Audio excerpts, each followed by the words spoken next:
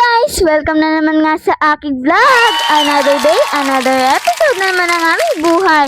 So ngayon na nga lang po pala ako nakapag-vlog kasi medyo busy na rin po ako. Busy sa school, long weekend. So pumasyal nga po pala kami dito sa Baguio. So ito na nga ang mga ate ko, busy sila sa pagme-makeup. Samantalang po ako, relax lang. Wala naman na din po akong aayusin sa mukha ko kasi sadyang maganda lang talaga ako.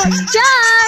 Tagal na mag-ayos ng mga ate ko. Akala naman talaga may fashion. Napakatagal talaga nila mag-ayos. Lalo na kapag nagpipilik mata, may pilik mata naman. Basta ako, nakaligo na, nakabis na, at nakasuklay na. Dito go na. Excited nga ako dito dahil papasyal nga kami dito sa Baguio. First time ko, pero sila ate nakapasyal na dito sa Baguio. Noon, pero mga bata pa sila. Unang start nga po pala namin dito, nabdaanan nga po pala namin yung The Mansion. Siyempre, picture. Para naman may souvenir. Next naman, pupunta kami kay Mines View Park. Bago nga po pala kami nakapasok dito sa Mines View Park, daanan nga po pala namin to si kuya na nagbebenta ng taho. Ako pala yung nakikita ko sa mga sikat na vloggers. Ito nga po pala ang strawberry taho. Hindi ko nga po pala siya pinalagpas kasi takam na ako kahit nasa Manila pa lang ako. Ang sarap lasang strawberry.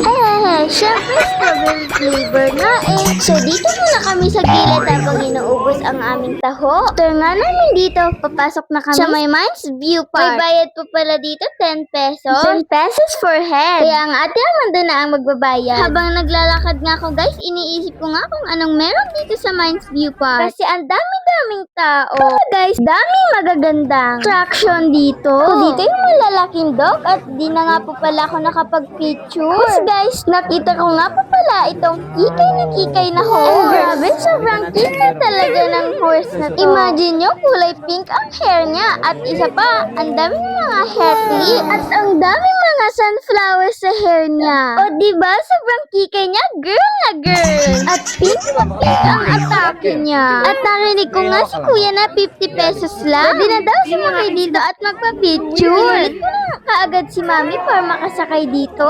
Alam mo yung feeling na excited ka pero natatakot kang sumakay. Bahala na, dyan naman si kuya na nakahawak sa akin. Sobrang sarap ng feeling kahit kinakabahan. Basta may experience ko lang ang sumakay sa kabayo. Hindi ko nga mapigilan na hawakan yung bangs niya. Kasi super cute naman talaga. At nag-thank you na nga din pala ako sa kanya. At nagpaalam. At andito nga ako sa apakagandang tanawin. Makikita mo talaga ang ganda ng Baguio at ang lamig pa. So habang nag-iikot na pala kami dito, meron nga ako nakakita dito na naka-igorot na costume. So syempre, gusto din namin mga ate ko ma-experience yun. Kaya naman, trinay na namin. Ang galing nga eh, kasi mga lolo at lola ang mga nag-a-assist sa amin. Sila ang mga nagsusuot ng mga costume sa amin. As in, nagsusuot talaga sa inyo ng kumpleto. Ipapatry talaga sa iyo ang kultura ng kasuotan nila.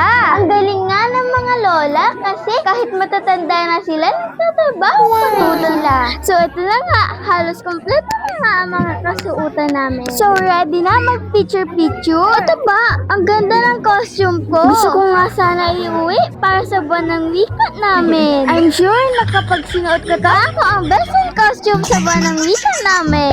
So ito na nga, ready na nga ang lahat para sa picture-picture. One, two. Ayan. 1,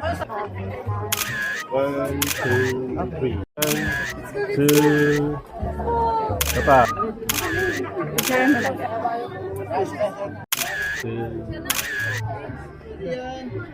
Lahat ng anggulo, picture ka agad. Ang mga person. Sobrang nag-enjoy talaga ako dito. So after nga mag-picture-picture, binalik na nga po pala namin ang mga costume. Kasi baka mauwi ko ba ang costume sa bahay. After nga namin dito, punta na nga po pala kami sa Burnham Park. Para doon naman kami mag-iikot-ikot sulitin habang dito sa Baguio. Kaso oh my God, umulan! Ay, lagi na lang talagang umuulan kapag hapon. Sus, nadala pagkapisaya dito ni Mami sa Baguio. Umalik na nga lang kami sa kondo at natulog na lang kami. Di na nga kami makapasyal dahil sa malakas na ulan. Ito pa nga, gabi ang lamig dito kahit walang aircon. Papasabi ka na lang, Mami, patayin mo yung aircon. Wait, wala tayong aircon.